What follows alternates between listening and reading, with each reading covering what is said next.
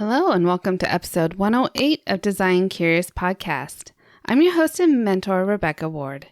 Today on the podcast, I have an interview with Katie Decker of ColorWorks Design. Let me tell you a little bit more about her.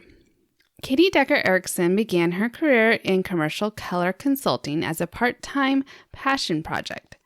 Since her company, ColorWorks, launched in 2007, Katie Decker-Erickson has leveraged her business acumen and 15-year industry experience into a multi-million-dollar company operating in commercial space few designers enter. Currently operating in over 20 states nationwide with a fully remote team while maintaining a boutique client experience and the full life of a full-time motherhood with 2 young girls. In a single year, Katie and her ColorWorks team saw unprecedented revenue growth of 1,500%. Today, she works with billion-dollar real estate investment trusts, managing the design of multiple large-scale portfolios, hundreds of properties, and more projects focusing on the way design impacts experience. Now, with 15 years in the industry, an additional 18 years of undergraduate and graduate teaching at 4 universities, and a wild passion for women's empowerment and entrepreneurship and financial literacy, Katie is coaching other designers towards similar success and what scalability looks like both personally and professionally. Katie began ColorWorks to bring together her passion for design and business. Using her right-brained MBA background and left-brained certification by the International Association of Color Consultant Designers, she weaves creativity and value into her business and each and every client project. When not positioning her team and clients for success, she enjoys travel, hiking, and being on the water. I know you're going to love this conversation with Katie. She was a joy to talk with, so let's go ahead and hear from her. You're now listening to Design Curious, a place where you, creative one, are here to learn about what it really is like to be an interior designer. And I'm your host and mentor, Rebecca Ward. If you're worried about how to succeed in a creative career, if you're ready to learn your next steps to become an interior designer, and if you want the satisfaction of doing something you love every day, you are in the right place. Grab a coffee, a notebook, and let's dig into today's episode. Hi, Katie. Welcome to Design Curious. So glad to have you here today. It is my honor and privilege to be here. I've been waiting for this conversation, and I'm super excited to have it. Oh, yay. I know it's going to be a lot of fun. So I was really intrigued to find out that you are a commercial color consultant, or like that's how you got into the industry. So tell us your path getting into interior design. Well, I think if you want the full path, we should allow everybody 30 seconds to go fill their coffee cup, use the restroom, and come back because it's a hot mess. It's not a clear-cut path. I can't say I went to school for 4 years and I got out, I started a larger firm and I learned all the things and then I struck out on my own. Like that would be so nice and clean and beautiful, right? And my story is anything but. And so, yeah, long story short, I went off to college actually thinking I was going into news. I love news, love communication, love working with people. And so I completed my undergraduate degree in communications with minors in biblical studies and political science, which was great, until I became a news anchor for about 3, 4, 5 years. Didn't love it. Just didn't feel like I had enough creativity for the level that I needed. I also just wanted more autonomy. And during that time, I also thought, whatever I do, like this isn't working. I'm not enjoying it as much as I thought I would. I'm going to go out and get my master's degree. And so I decided to get my MBA. And I thought, it's never going to hurt you to understand business and life, right? So let's go get an MBA. And during that time, right about the time I graduated with my MBA, I also was starting to flip houses and was really frustrated that I couldn't find somebody who just did color. I was like, I don't understand. Like, I don't need someone to tell me all the things. Like, I just need to be able to tell me the color, just the paint color. That's all I want.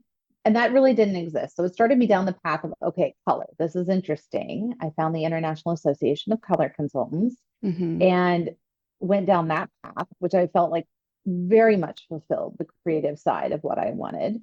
And then it became, okay, but once you start with most clients on color, they're not like me. They actually want help with all the details of the house and all the, and I'm like, oh, we're going to learn all this too. Okay. So it actually worked out well. I ended up going into media relations, left news, went into media relations, and then during that time, really started my own business and Oh, started segueing into design, mostly driven by my clients and what they wanted and what they needed. I also started teaching at that time. mm, I loved learning and I wanted to be able to teach. The only problem, I was young enough that, like, as one dean said, he was like, "Well, Katie, we got to be careful what students we assign you because they're almost your peer group." I'm like, "Okay." He's like, "We're going to start you out with the high schoolers who want to be in college." And I said, "Perfect. These are my people." So I started actually teaching business and communications courses, which led to almost 20 years of either teaching or designing undergraduate and graduate business courses. And I loved wow. those. Eventually, my business got too big to allow me to do it, which is why I now coach. And I love coaching because I get to Mm-hmm. teach the thing I fell in love with. But yeah, so started out on the residential side, got into color, loved color. Then we needed more. So eventually just learned the rest of the design process. But even after about 3 years of being in design, specifically on a residential standpoint, I was really tired, mostly because I really wanted to do more B2B model. I really was worn out by residential clients. They want to sit and have coffee and hand holding. And I just was like, can we just wrap this up and get this underway? Yeah. And so I started segueing into commercial design. And I Okay. really fell in love with commercial. It was like, this is our budget. This is what we want to accomplish. Can you deliver it? And I'm like, yes, we can. And here's how we're going to do it. And this is our process. And we're going to make that happen for you. And so that ended up being how I segued into it. And I've been posting camp in that arena ever since. And then still coaching to residential designers who want to take it to the next level because business is business when it is design, Mm-hmm. regardless. But yeah, I told you, I warned you, you need a second cup of coffee for this. Quite the It's not path. a clear cut path at Yeah. all. No, not at all. But I'm really grateful because now I can sit here in my mid 40s, missing a few hormones and some of the color in my hair, and be really happy with Yeah. where I'm at and Yeah. feel the joy of feeling like I found the seat I'm supposed to Mm-hmm. ride in on the Mm-hmm. bus. So I'm curious, when you were transitioning from residential to commercial clients, how Mm. did you market to the businesses to get a commercial color consult? That's a great question. And it actually came through a lot of back channels. It wasn't direct marketing. It was the paint company saying, "Hey, we work with her to do residential. Mm, She's now offering commercial. Do you want to try her out?" I okay. discounted my fees. They were fabulous in working with me, specifically some of the guys in my local market. That's really where I started. Mm-hmm. And then it just kind of took off from there. And some of it, honestly, is dumb luck because designing for large commercial spaces is so different than designing for residential when you're considering a powder bath, for instance, right? Mm-hmm. So it took a minute. It wasn't an instantaneous success, but I will say that, like, once I understood color and I understood color blocking and color theory, then it began. And just like it did with residential, it began to snowball, right? They came to us and said, "Well, can you do this space or that Mm-hmm. space? Or do you offer this resource or this possibility or that possible?" I'm like, sure. We just kept adding until now we have a buffet of offerings for our clients, which is great. And they love it. And it allows us, sometimes we still get surprised. Clients will say, "Do you do this?" And I'm like, "Not yet, but give us a minute to figure it out," Yeah. because we like doing that for our clients. But Yeah. yeah, it was definitely, from a marketing perspective, it was something that I grew into. Mm-hmm. I wouldn't say that I pushed it hard. I didn't go out and directly market to commercial audiences. It was more word of mouth at that point. Okay. And then it slowly evolved. And then I was like, this is my happy place. This is Mm-hmm. where I find joy, as opposed to picking out pillows. And that just isn't my happy place. I want to do the bigger project. Mm-hmm. So that is ColorWorks and that your commercial color consulting? Yes, color Yeah. consulting and design, interior and exterior. That Okay. is ColorWorks. And then ColorWorks coaching Oh, is okay. where we're working with designers on growing their business, figuring out, how do I scale up, scale down? What should I be doing with my business? What even is this business side? Like, I love design, but I don't enjoy the business side. How do we get that on track to Mm-hmm. get you back to doing what you love? There's all sorts of things that we coach to on that Mm-hmm. side, but it's just from 20 years of accumulated Right. mistakes, experiences, being in the classroom, teaching my students. And now I get to come alongside in our industry, which is really fabulous. Yeah. So let's talk about scaling for a minute. So in your bio, it says that the ColorWorks revenue in 1 year grew 1,500%. And so Yeah, you definitely had to scale up your business. How did you do that? that's a great question. It was a crazy year. I intentionally held back and said, I don't want to scale while my kids are little. Hmm. So when my kids are really little, I'm an old mom. I wasn't sure I was ever going to have kids. I got married later in life. And so both of my pregnancies were stamped geriatric, which I so appreciated at the time. Said no woman ever, right? Yeah. But I really wanted to enjoy them. And so when our largest client came to us and said, Katie, we really need you to move out of exteriors and move into interiors too. I was like, okay, my youngest is about to go to kindergarten. You've hit me at a really sweet spot to do that. And so I ripped off the band-aid and said yes. And it was crazy. I am glad that my youngest was in kinder because it was half day kinder, but that's what Hmm. I needed because a lot of our clients were on the East Coast and we're on the Oh, West okay. Coast, time back in the morning, right? And then Hmm. in the evening, I could respond back to emails or whatnot after they were in bed because they're still little enough they went to bed at a decent time. Hmm. And so that year was a serious juggle and a hustle. It was making sure our SOPs were where they needed to be, onboarding operations, accounting. It was no longer me plus one part timer. It was, okay, we're really going to blow this thing up. And I knew in my head what I needed to do, but it was getting it done, which is always the challenging part. Hmm. Hired a great operations person who more than helped me execute. It was great and helped us grow into that space. But it was a crazy year. I'm not going to lie. No one should have year after year like that. It isn't sustainable, but it Yeah. was exactly what we needed to put the business where I knew it could be and wanted it to be, but also it held back because I call my kids my most important clients. Sure. Um, Yeah. right? Like, as you know, as a mom, like we don't get Hmm. to do that over. Yeah. And so I wanted to get them launched and out to school and not have them feeling like secondary citizens. Yeah. I think that's a good point to bring up too, because a lot of our industry is female owned businesses, female designers. And so we're often having to balance our kids in the process. And you're very mindful of your scaling with your time with your kids. And so I think that's a good example. And you can definitely help other people who are trying to figure out how to scale while they have little ones at home.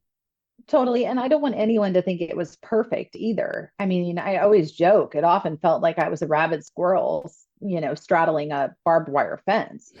At times it was crazy and it wasn't perfectly balanced. But looking back now, overall, I can say the kids aren't the worst for wear.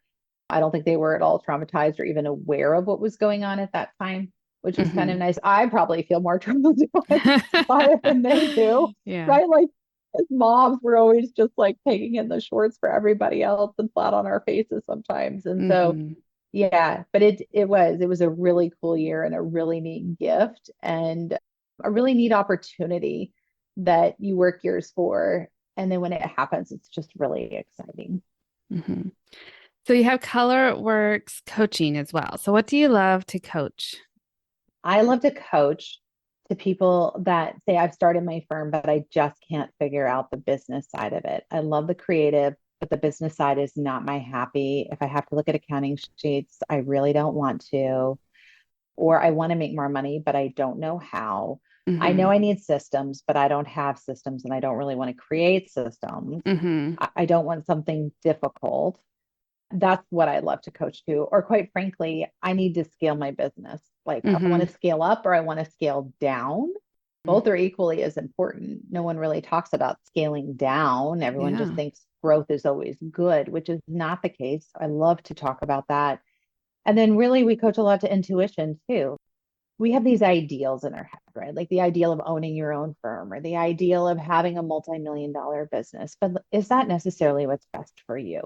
Like, what really makes you click? What is that job? Are you happier clocking in, clocking out, and walking away? Or do you like wearing all the hats of owning your own business and removing, I think, society's pressures and our industry's pressures of what is the highest state you can be in our career and saying, put that all away. What works best for you based on your life stage, based on your personality? based on your strengths. How do we build that to be something that's really amazing that can sustain you? So many things in life we do are not sustainable. And I love Mm-hmm. talking about what drives you, can sustain you, and give you joy long term. And Mm-hmm. then how do we scaffold out of that to get your business where it needs to be? So your business is working for you rather than you working for it, which is Mm-hmm. so often what happens to entrepreneurs. And then Mm-hmm. 3, 5, however many years down the road, they're just burnt out. And I don't blame them, Yeah. right? And then you kind of come crawling on hands and knees going, okay, what do I do now? Help. Yeah. Come crawling. I'm here for it. I love it. And let's figure out a way out that's sustainable. So you typically see when people are burned out, do you encourage them to scale back, or at least, first of all, listen to their intuition about what it is they're wanting? But do you find that often it is that they've over scaled up and then they need to pull back a little bit, at least for a time? Great question. It's usually an overextension in Mm-hmm. some way. It's an overextension in business, it's an overextension in emotion, an overextension in doing the things that they're not naturally inclined to do that are soul sucking for them. In life, everybody has, right? But there's positive stressors and negative stress. And some things you're like, okay, this is going to be really intense, but it's going to be really good, right? Like Mm-hmm. healing 1500% in a year. I'm like, this Yeah. is going to be intense, but it's going to be really, really good. And it like revs me up, lights my fire. I can't wait to do this. Then there's Katie going to an accounting meeting. This is a negative stressor for me. I don't Mm-hmm. enjoy accounting meetings, but I know that I need to go and I need to know my balance sheets. I need to know my cash flows. I need to know my accounts payable, accounts receivable, right? And so Mm-hmm. every week I'm like, okay, this is part of being a grown up and running my business. Let's get into Mm-hmm. the weeds on accounting, right? But what that is for each person is different. So we figure out, how do we balance it? And like, how do we, if we can, hire the right people to be in a position to run the majority of those negative stressors, where you are checking in once a week and saying, okay, I'm going to put on my gloves and get down and dirty. We're going to figure this out. And then how do we spend the majority of the time going back to the things that energize and make you excited about why you chose this career in the first place? Because there Yeah. was a reason why, right? Mm-hmm. What was your reason why? I'm just curious.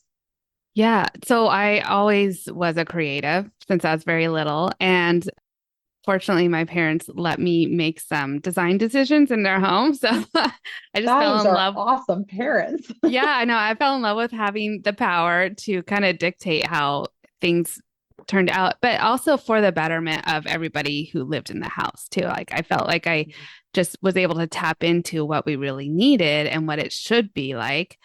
And that they let me make some of those decisions. So I kind of knew really early on that I wanted to go into a design and just be able to be creative for a living, which is, I love so that. now my why definitely is helping others, just improving their lives through design, because a lot of people just aren't aware of how their surroundings are impacting them.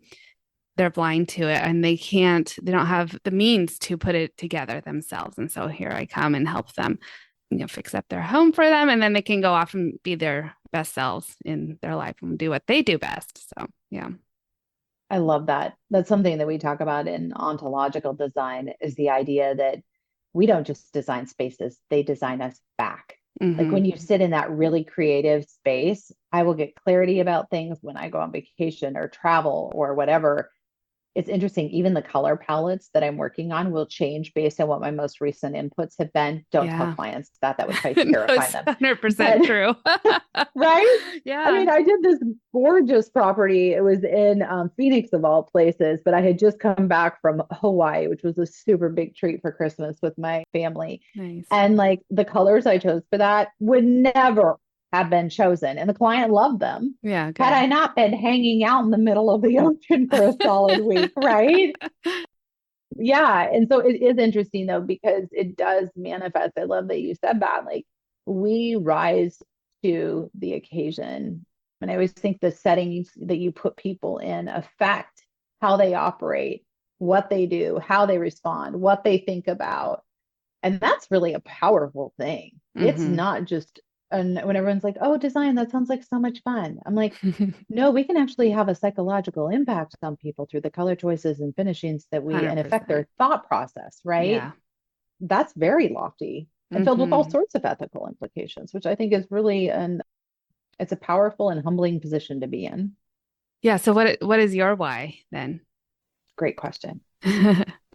That's a really good question. As you were saying that, it was funny. I was thinking back to when I was a kid. I haven't thought about this memory in a really long time, but I remember standing up on a ladder and going down to the local Ace Hardware where we had an account. You could have an account back in those Hmm. days, and picking out a stencil. And my mother, bless her heart, I don't even think she knew what was going on because she's a single mom and she was tired and just over it with three kids. But I remember pulling the ladder up and stenciling my room and thinking, like, Mm. this is the bee's knees. Like, I now can live in this space like I had an option. Right. But yeah, that's funny. That just made me think of that thought. I would say my why really, as far as the firm side, it's creating spaces, really taking spaces and turning them into places for people, which is our tagline, but it's real because a Hmm. lot of people will step into public spaces that would never live in a place like that, but it can change their world for them. A lot of the multifamily properties we work on, as we're seeing with interest rates, they're super duper high. A lot of people can't afford the American dream of owning a home anymore. And Yeah. so it's saying, how do we create these places that they're proud to bring their babies home to, right? Hmm. And they're happy to host their kids' birthday parties and best friends' bridal showers and creating places for that. That's my why, because that may be all that they ever know. It's not just I'm fresh out of college and this is going to be my first apartment, right? And Right. then I'm going to get married and buy the house, have the kids, do all the things. This may be where we are for a foreseeable future. Right. How do we do that in a meaningful way? Mm. And then as far as coaching, it's building the next generation of designers and saying, how do we elevate our industry? One thing I'm super excited that I'm working with Jenny Cano over at IDS on is IDS certified coaches. Mm. So we have an industry, yeah, super exciting. So it's not just anyone saying, I can coach to this, but you're coming to it, you're vetted, and you're actually proven to speak into this space, right? So I Hmm. feel like anyone says, oh, I can coach. That may or may not be true, but at least we have a vetting process to Yeah. say, if you're an IDS certified coach, we trust that you can actually give advice. So building that out, but just saying, how do we build an industry that has greater repute, greater value, and we have more people doing what I lovingly refer to as their happy work, Hmm. just the part that makes their life joy filled, whatever that may be. Yeah. Well, that's great. So let's talk a little bit about the studio that you have and what Yeah, is entailed in the studio and how do you help people with it? it's so fun. So this is our key holder login, we call it. It's a login area. But what we've created is like an area that is your operations for the areas that you don't like of your business. So, contracts, forms, how to do your own SEO work if you want to do it. All of that lives in the studio, which I really love. There's also discounts on strategy sessions one on one with me. So, all key holders into the studio get that. There's a group private area where you can collaborate with other people, which I think is so incredibly cool. All of Hmm. the webinars that I have done are there to be a resource for you that we don't Nice. put, not, yeah. So, like if I end up showing up on another coaches or coaching in their group, I will take that recording and provide it to my group as well, Mm. because we can always learn, right? And so Hmm. all of those things are there really to help you get your firm where you want it to be or get you where you want to be as far as this profession. And I feel like there were bits and pieces of that out there, like how to start a business or marketing your interior design business or how to make more profit in your business. But there wasn't like a back end workhorse Hmm. that handled this is what I need. Like, Katie, I'm going into commercial design. Do you have a commercial design contract? Yes. In Hmm. fact, it's about to be released. It should be released by the time this Nice. airs. Yeah. Yeah, things like that, that we can just say, don't go out there and pay an attorney hundreds or thousands of dollars. We're going to create this for you. And then if you need to book an hour with them to just consult and make Hmm. a few tweaks, let's do that. Right. Or here's what you should be looking at in your accounting practices. Or I'm terrified of my next networking event. What's the easiest way to handle this? And here's the like 10 things that we recommend for our industry. And I think Hmm. that's what's different about the studio is it's really not it's really it is 100% designed for Hmm. interior designers, and so you're not just out there getting random information from different industries on how best to handle it. It's very specified to what we do, and hopefully takes a lot of the pain and agony of running a business out of it for those that Yeah. are in there. Good. And it's for commercial and residential interior designers? That's a great, great question. It is. A Okay. lot of the businesses so cross over. And one thing I love to coach to too is residential designers that want to do what I did and get into the commercial side. And they're like, Yeah. I just don't know how. That's one of my favorite conversations to Nice. have. But yeah, it really does work for both. And that's how come you'll see it delineated like residential contract, Mm-hmm. commercial contract. When there does need to be differentiation, we do provide that for you so you Mm-hmm. don't end up down a wrong path. Mm-hmm. To reference back with the scaling and in conjunction with your studio, do you find that maybe some people who were trying to scale and doing it poorly just didn't have the right back end work, so it didn't allow them to scale correctly? Oh, that is such a wise question. Yes. Yes. It is not you. It's always the back end stuff. So either we didn't have the SOPs to be able to manage the clients, the standard operating procedures and processes to manage all the clients, right? Like we did all the marketing and we got all the clients and oh my, we got all the clients. What do we do now? And no one's getting their needs met and people want plans faster than I am able to give them because now I have too many. Or it's I've done all of the processes, but I haven't done any marketing. In fact, I was just coaching a client on this week, and she's brilliant. I mean, this woman has been featured in every magazine you can ever imagine. And she goes, Mm. she has three people she's connected with on LinkedIn. And she goes, I think I need to just do some marketing. I haven't really done any marketing. And I'm like, yeah, because sister, when I clicked on your website, it's not there. It's a 404 error Oh code. no. I'm like, thank you. And I was like, oh, like, you know what you're doing. You're more than capable. I don't have to coach you on design. We got to coach you on marketing. Like, if people Google your name, they're not going to find even your name, let alone your firm or who you are or how you work or what projects you work on. So that was a great conversation. Mm. So that a lot of times is the problem. As women, huge part of it is confidence and pricing.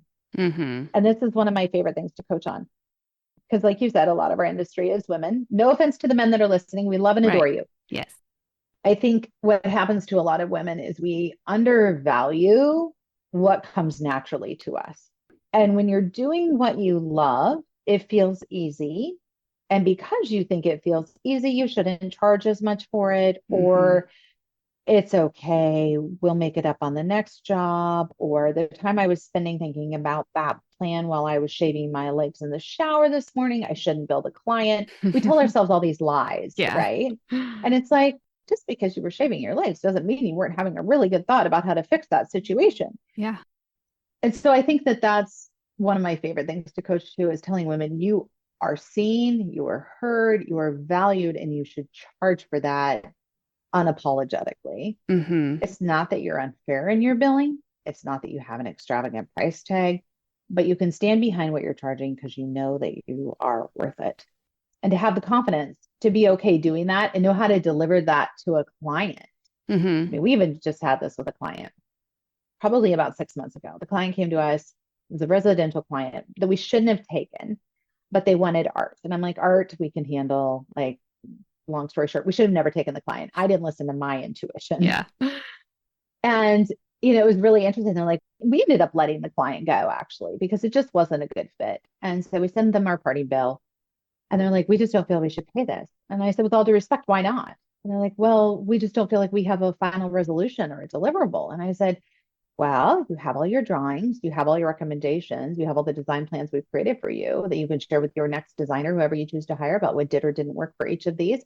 And it was fascinating because he sat there for a moment and he goes, that makes sense. Okay. And literally, I got the bill paid within the next hour. And I just thought, yeah, we still did the work for you. Yeah. You still pay for the work. You just because your preference is slightly different than what we had. And long story short, I don't think the client fully understood what they actually wanted, which is totally Mm-hmm. fine. Mm-hmm. And we just aren't on a journey of self-discovery with residential clients. That's not Sure. what we do. Yeah. But yeah, it ended up working out in the sense that he appreciated and valued, okay, you still provided me with something that is worth value and time. And now I understand. Let me pay your bill. Yeah. Yeah. Because I he's love teaching definitely, women how to do that. That's like such a mm, great moment. yeah, because he's definitely farther along in the process when you started with him. Like he has so much more information and clarity now. And that's definitely worth something. So yeah, I love I that you're agree. sharing that with the women that you work with to get that confidence, because 100% of the time it's like, yeah, why it's hard to charge someone when you're loving doing what you're doing. You know, It's like I would really do hard this because you think you're anyway. So playing, right? yeah. Yeah. It's like I'm having so much fun out here. What do you mean I have to charge them? No, you get to charge them You for get to, playing. yeah. Mm-hmm. Yeah. It's like that whole expression, like, do what you love and you'll never work a day in your Mm-hmm. life. But that doesn't, you should still charge your client for it because Yeah. they're expecting to pay for a service. And Mm-hmm. that's actually the sweetest spot. We can get people to the point where they're like, oh, but I'm having so much fun. I don't know if I should charge. And then be like, yeah, this is the rate you should. You mean I'm going to get paid to do what I love at that rate? Yes, you are. And you should go pursue that. Then I'm like, okay, we have a home run on the coaching front. This is exactly where we need to be. Yeah. I mean, that's the way all careers should be. Like you just love, you get to get Agreed. paid for what you love doing. Uh, Yeah. Well, and I always think, and maybe that if you're listening to this and you're like, I don't feel that way about any part of design, I'm doing this because it pays the bills, it does what it needs to. No judgment about that either. Like sometimes in life, you just have to do what you have to do to pay the bills, feed your kids, and move life down the road. But if you get the chance to peel back the layers of the onion and figure out your why, what makes you work, what makes you happy, my favorite way to gauge this is where do you lose track of time? When you sit down, and this is why I started bringing my laptop up to my treadmill and I just increased the incline so I mhm. could still walk and type. Because when I'm working, I don't feel like I'm working. I lose track of time. And before you know it, I've been on a 400-calorie hike. And I'm like, well, where did that go? If I have my laptop. If I don't, Yeah. and I'm 10 minutes in, I'm going, are we Uh, still here hiking? Like, please, I can't do the treadmill today. right. Right. But that's my litmus test is where do Hmm. you lose yourself? Where Hmm. do you lose track of time? Where do you go, oh my gosh, I got to go pick up my kids from school. How did that happen? Where did the day go? Then you're doing the right thing. And if you don't know Yeah. what that is, let's go figure it out. Hmm. One of my favorite things to coach with. Let's go figure out what it is that causes you to lose track of time, because that's usually your happy place. Mm. Well, it sounds like there's many reasons why people should get in touch with you, Katie, to do coaching or check out Great. your studio. So where can people find you to connect with you? Great question. So we're at colorworks.coach, just like it sounds, colorworks.coach. And you'll find strategy sessions there. You can become a key holder in our studio. It's a month-to-month subscription. You can cancel at any time. We want you just to have the resources you need to succeed. That's our biggest driver. And so if we need to sit down and do it one-on-one, it's there. If you want to join the studio and do it in a more collaborative environment, it's there. But either way, you can find us at colorworks.coach. Great. We'll put the link for that in the show notes so everybody can find you. And thank you so much for coming on today. It's been great talking with you. It's been great to talk to you. Thank you for talking through the why and another mom who's out here getting it done. I'm Yeah. so impressed by your podcast and what you're giving your audience. It was really delightful to be on. Oh, thank you. Well, we'll talk soon, I'm sure. Okay, bye bye.